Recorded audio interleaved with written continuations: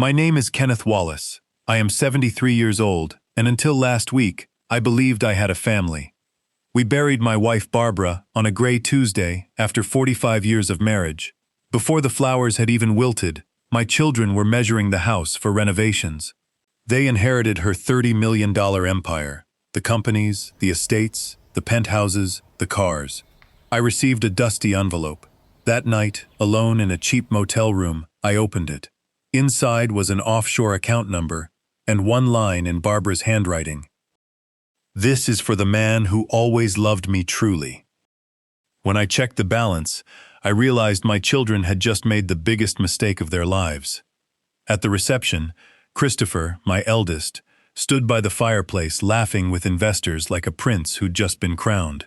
My daughter Melissa's husband, Aaron, paced the study with a laser measure, already planning to knock down walls. My daughter-in-law Rachel drifted through the dining room, flipping over Barbara's antique vases to check their value. Not one of them asked how I was doing. To them, I was furniture, the quiet gardener who'd gotten lucky marrying a visionary. What none of them knew was the truth. 40 years ago, I sold my own thriving logistics firm to save Barbara's family business from bankruptcy. I poured every cent into her company and built its foundation. Then I stepped back and let her shine, because I never needed the spotlight, only her. But watching my children circle the house like vultures, I understood my silence had raised something dangerous. 2 days later came the will reading. The lawyer divided the entire empire, companies, real estate, the fleet, the penthouses, equally between Christopher and Melissa.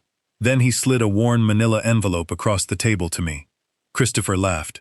"A dusty envelope. Guess Mom knew you wouldn't know what to do with real money."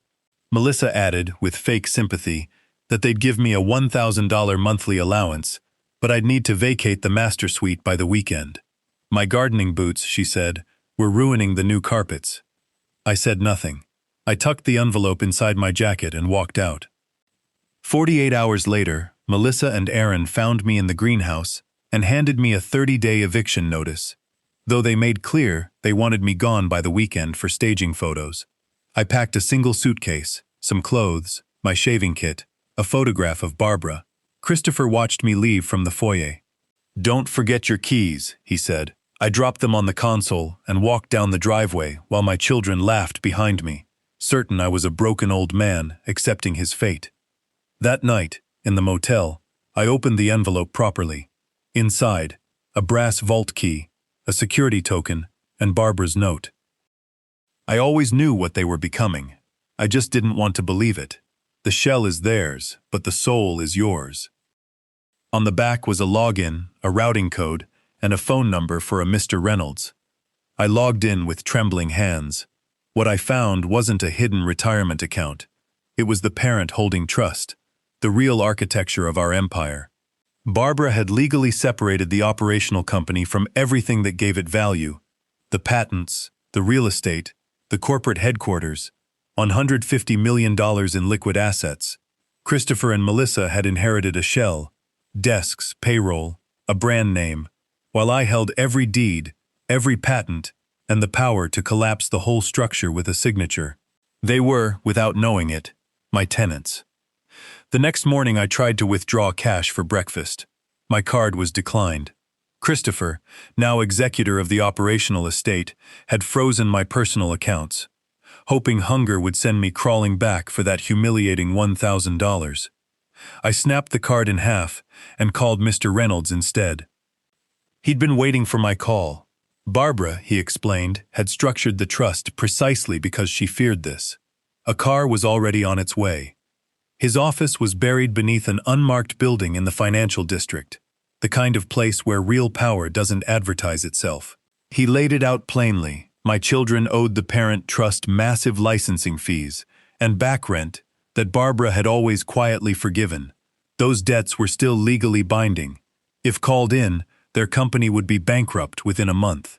Reynolds also told me something I hadn't known, that Barbara had suspected Rachel and Aaron were siphoning company funds to finance yachts and reckless real estate speculation, and that Christopher and Melissa were either blind to it or complicit. The envelope had been her final test. Treat their father with basic decency, and I'd have brought them into the fold. Cast him out, and they'd condemn themselves. Reynolds's strategy was patience. We wouldn't strike outright. We'd send a routine notice of default, disguised as bureaucratic paperwork, and let their arrogance do the rest. While I plotted quietly, my children were building castles on sand. Christopher put up the corporate headquarters, a building he didn't actually own, as collateral for a $50 million personal credit line, signing a personal guarantee without blinking. Melissa put a 7-figure down payment on a luxury yacht using the company card. Rachel went on a shopping spree, with corporate funds like the well was bottomless. The notice of default arrived on Christopher's desk days later. He barely glanced at it, dismissed it as clerical nonsense, and buried it in a mail tray.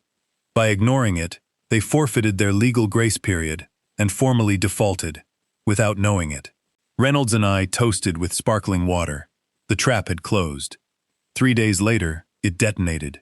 Christopher's banker called to say a title search revealed the company owned neither the headquarters nor the patents backing his loan. The credit line was frozen instantly. Melissa's cards were declined mid-shopping spree. Her yacht deal collapsed. Corporate accounts locked down company-wide.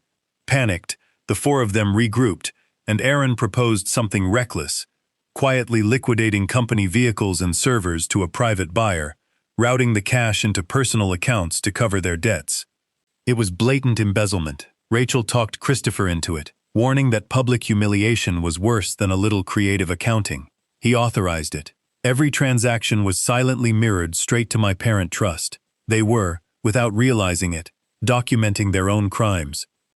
I dressed the part they expected, old flannel, worn boots, and walked into the lobby of the headquarters begging Christopher for the allowance he'd promised. He didn't lower his voice. He raised it, mocking me in front of his own staff, calling me a glorified gardener who'd ridden his mother's coattails before having security throw me out onto the sidewalk. I'd recorded every word.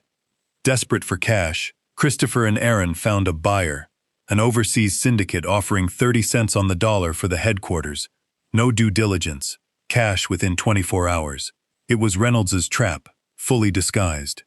In a windowless basement office, a man named Reed slid over a stack of documents. Buried in the legal language were carefully worded confessions, admissions of commingled funds, unauthorized asset liquidation, and explicit acknowledgement of my trust's superior claim. Christopher signed.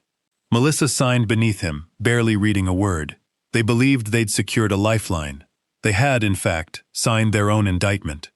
The next morning, 10 forensic auditors arrived at the headquarters with a legal mandate to seize every ledger, server, and record in the building. Christopher, certain this was a tax audit, barricaded himself and the others in the executive suite and fed hours of incriminating paperwork into an industrial shredder, never realizing every document was already backed up digitally. He wasn't destroying evidence. He was committing a new felony in real time. Still delusional, Christopher summoned his hand-picked board and invited journalists to the building, planning to spin the audit as his own bold restructuring and secure himself and Melissa $20 million golden parachute packages before anyone could stop him. Melissa lied to the board, claiming the company had never been more liquid.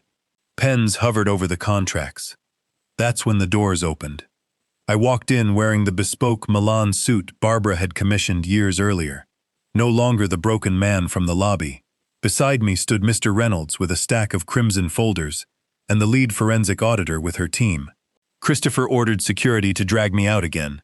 Reynolds calmly informed the guards that touching me would mean assault against the building's legal owner. They stepped back. Reynolds dropped the folders on the table with a boom that silenced the room and laid it out for everyone. The board, the journalists watching through the glass. The operational shell owed the parent trust $15 million in unpaid licensing fees and rent. It was in catastrophic default. Every patent, every piece of software, the building itself, none of it belonged to Christopher or Melissa. It belonged to the man they'd evicted, frozen out, and mocked in his own lobby. I told them the truth they'd never known, that I was the one who liquidated my own company 40 years ago to save their mother's business from ruin, that I chose the shadows so she could have the light, and that Barbara had left me that dusty envelope not as an insult, but as a final test. If they'd shown me an ounce of decency, I would have shared everything. Instead, they'd proven exactly what she feared. The board dropped the golden parachute contracts like they were radioactive. Rachel and Aaron began inching toward the exits. Then Aaron, flipping through the syndicate contract in a panic, realized what they'd actually signed: a legal confession to fraud, embezzlement, and an explicit waiver of any severance rights. The alliance shattered instantly.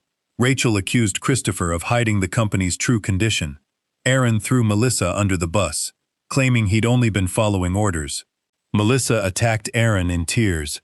Christopher sat frozen, watching his empire and his family disintegrate in the same breath. I had Reynolds place a final eviction notice in front of them: 24 hours to vacate the premises, personal items only, corporate devices and files to remain. Christopher begged to know where they'd go. I told him what he'd never once asked me. I told him survival isn't inherited, it's earned. Then I walked out, leaving the guards who'd once thrown me into the street to escort my children out instead. What followed was swift. Every personal guarantee they'd signed came due. Tow trucks arrived at Christopher's estate to repossess his cars, while Rachel packed her bags upstairs, handing him divorce papers on her way out the door without a backward glance. Melissa's yacht was seized at the dock. Aaron filed for divorce from a rented penthouse rather than risk being financially tied to her fraud charges. Their wealthy friends stopped answering calls. Within a week, my 2 children, who had once measured my house for renovations before I'd even left the funeral, were standing on the street with nothing. They came to the estate gates a few weeks later, unrecognizable in second-hand clothes, begging to be let in. Christopher wept, saying they had nothing left. Melissa pressed her face to the iron bars and asked, finally, for the very $1,000 allowance they'd once dangled in front of me, as a bribe to disappear quietly. I looked at them and felt no anger, only a hollow, absolute emptiness where my love for them used to live.